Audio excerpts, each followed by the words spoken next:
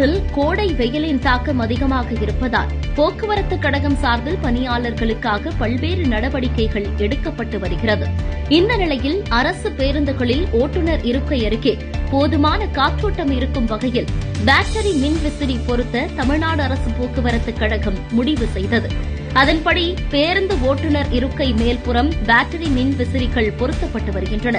முதற்கட்டமாக 1000 மாநகர பேருந்துகளில் ஓட்டுநர்களுக்கு பேட்டரி மின்விசிறி பொருத்த மாநகர போக்குவரத்து கழகம் திட்டமிட்டுள்ளது.